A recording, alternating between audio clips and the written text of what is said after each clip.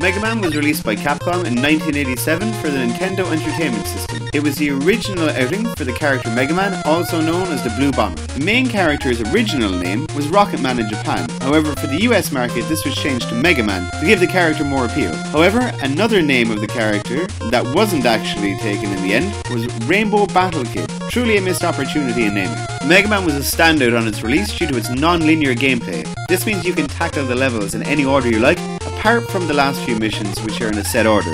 This was almost unheard of pre-1987, so it was a big selling point of the game. This non-linear gameplay also adds a strategic element to the game. The story in Mega Man is that the genius Dr. Light and his assistant, Dr. Wily, co-create the humanoid robot Mega Man alongside 6 other advanced robots: Cutman, Gutsman, Iceman, Bombman, Fireman, and Electric Man. These robots were designed to perform industrial tasks, including construction, demolition, logging, electrical operations, or labour in extreme temperatures for the benefit of Monstropolis' citizens, which is the fictional city in the Mega Man universe. Dr. Wily betrayed his partner and reprogrammed the 6 robots to aid himself in taking over the world. Dr. Light sends Mega Man to defeat his fellow creations and stop Dr. Wily.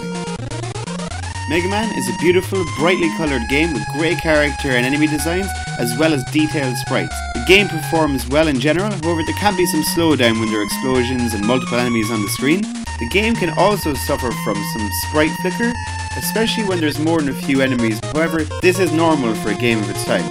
None of this is game breaking, however. The music in the game is top notch and helps add to the air of excitement and atmosphere like any good soundtrack should do. A side note is that the Blue Bomber is only blue as when he was being designed by the developers of the game, they wanted to give his sprite the most detail possible. The NES has more blue than any other colour available on its colour palette, so blue characters can have the most detail. This is the only reason Mega Man is blue. Mega Man is a side-scrolling action platforming game where there are various platforming obstacles to overcome, along with a variety of different enemies. The game has simple controls: A to jump, B to shoot, start brings up weapon select along with your ammo count and shows your remaining lives, select is used for pause, and the D-pad is used for your movement. Platforming can be challenging to say the least in this game. Some jumps require very precise movement and split-second timing. The platform in the Gutsman stage is a standout for this. To add to the difficulty, there can be multiple enemies on the screen shooting projectiles in multiple directions that can knock Mega Man off a ledge and straight into the abyss. However, with practice the platforming does become easier, but still poses a good challenge. There are a variety of enemies in Mega Man.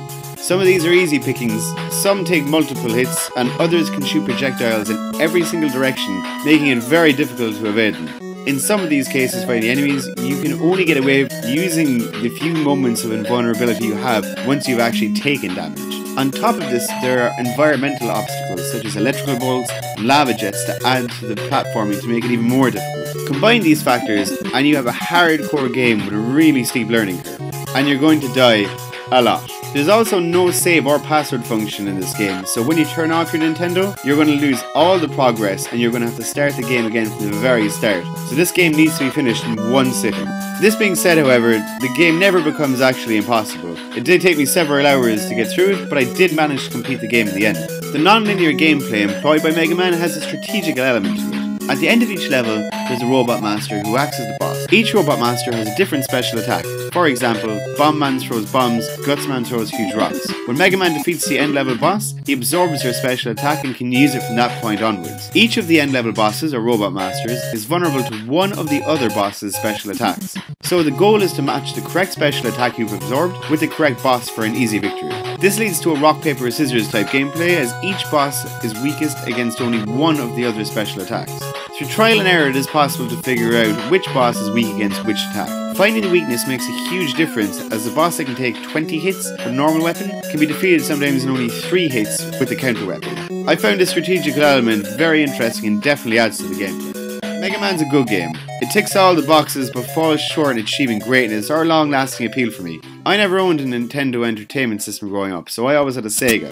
This means that when I play Mega Man, I'm not blinded by nostalgia. I can see this game for what it really is. Even though I enjoy the game, I don't see myself picking it up again. Mega Man is a good-looking, fun game, but it can be brutally difficult at times, but not impossible.